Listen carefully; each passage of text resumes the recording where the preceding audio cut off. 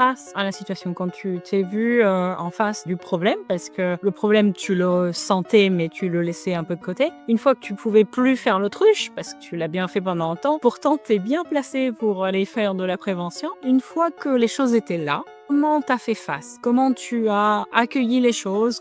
Quel était ton voilà, qu'est-ce que tu as mis en place? Alors, Comment tu as fait face? te dire que j'ai gardé le sourire et que j'avais le moral, pendant quelques jours, ça a été compliqué. Et puis, bah, moi, je suis de la nature optimiste, un petit peu battant dans l'existence, en me disant: «Bon, il te reste peut-être pas beaucoup de mois à vivre, mais il faut au moins les vivre bien. Donc on va faire le traitement». Donc ça, c'était le premier point. Puis deuxièmement, tu déconnectes pas de ton entreprise dans la seconde non plus. Tu te dis: «Bon, les quelques jours les quelques semaines qui me restent avant de rentrer dans une chambre stérile pour faire une autogreffe, il faut que tu les utilises à passer le flambeau».